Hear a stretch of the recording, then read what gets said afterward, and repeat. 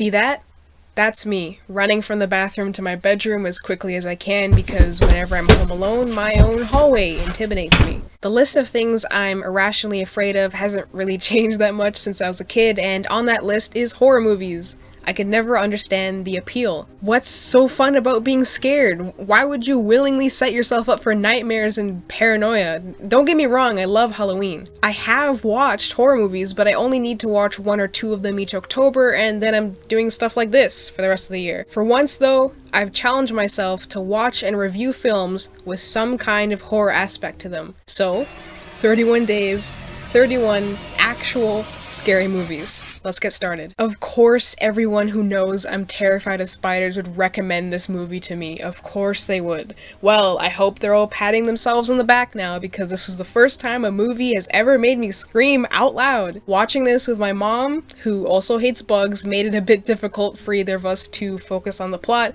but I guess I can say Arachnophobia was entertaining. Despite Don't Breathe's high ratings and kind of unique premise, I was really disappointed. Some scenes were tense for sure, but I had no one to feel tense for, if you know what I mean. This movie probably wanted me to sympathize with the blind guy or the kids, but I hate all of them. I've already discussed what I think makes a story tense, so I'll leave my mini review at that. I won't count Whiplash as one of the 31, but I really wanted to mention that I watched it for the first time this October, and I think it's a new favorite movie of mine. It may not classify as horror, but it gave me more of a heart attack than most of the other movies I'm about to mention.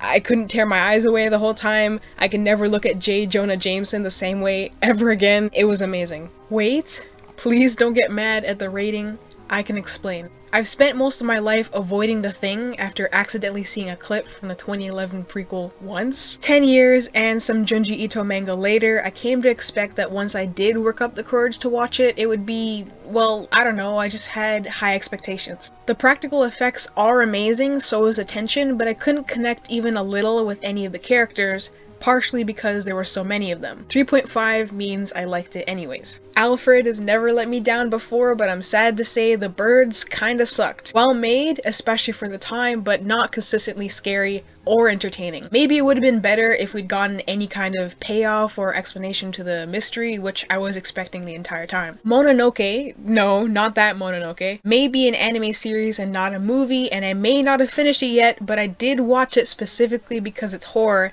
and it is scary, and I do recommend you check it out. My list, my rules. Moving on, I rewatched Get Out. I love that Jordan Peele's films are just as great and experienced the second or third time, and I can't wait to see what he does next. From here though, I decided to step out of my comfort zone even more by looking for movies I know nothing about.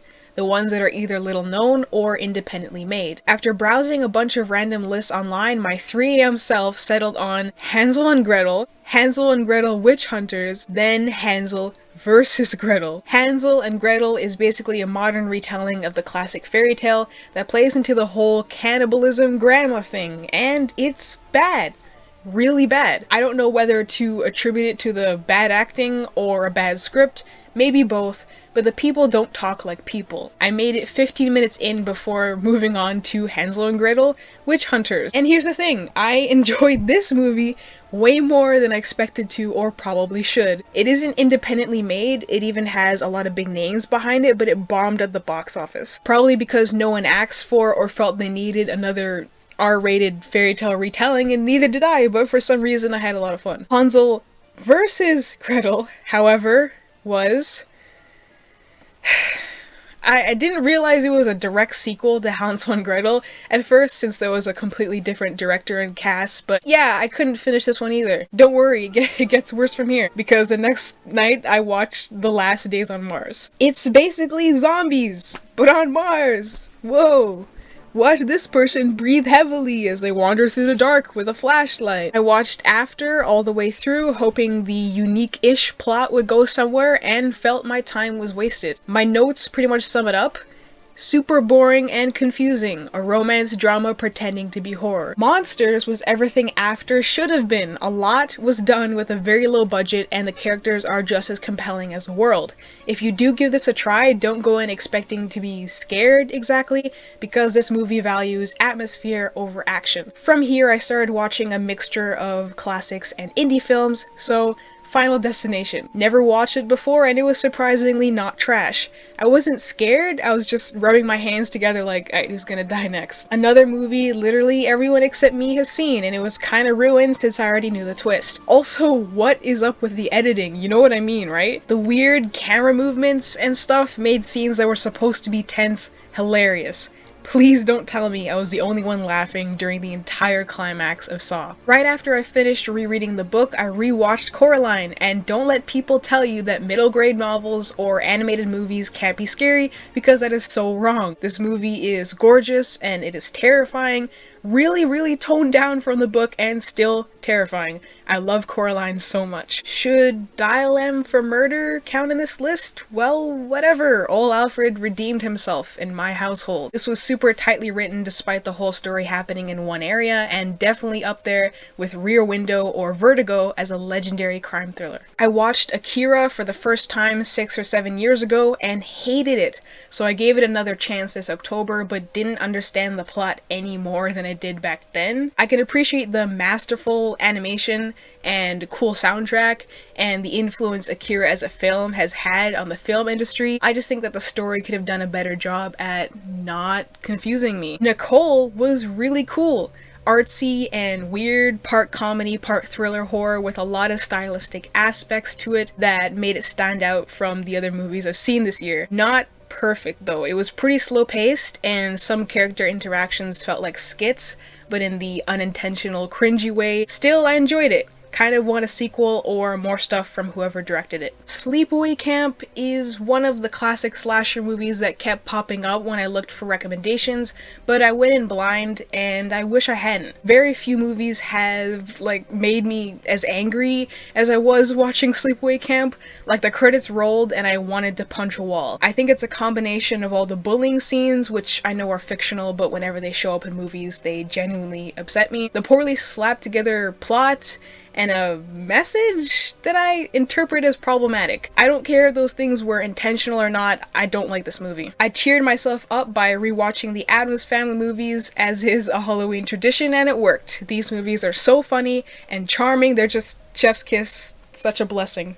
That's right, I've never seen the It remake either. Remember the real-life clown craze thing around the time this movie came out? That convinced me to stay far away. But actually it's a better comedy than it is a horror. The story is solid enough and Pennywise was definitely scary whenever he showed up, but otherwise pretty mediocre movie in my opinion. Host was a pleasant surprise. Another indie film, this time unique for being created completely during quarantine, and it made me flinch or straight up jump multiple times. The characters feel like actual people and the entire story happening within a Zoom call, although not an original idea, is used really well. Highly recommend this one. It's short and it gives you exactly what you come for. My notes just say, too long, not scary. I sound like a caveman. Train to Busan is seriously among my top 10 favorite films, and my second time watching it only confirmed that. I knew what would happen and I still felt tense. I also still cried. Who would have thought a zombie movie that makes you cry? Please watch Train to Busan if you haven't already. Great for scares, great for action, great for tears, all around amazing Korean movie. Anyways, after Train to Busan, I guess I decided I needed more zombie movies. Little Monsters had Lupita Nyong'o on its poster, so I watched it. Is it one of those generic zombie movies where the zombies are more of a minor inconvenience, causing little to no tension? Yes. Is it one of those adult comedies that relies way too much on, whoa, that character said or did something inappropriate in front of children jokes?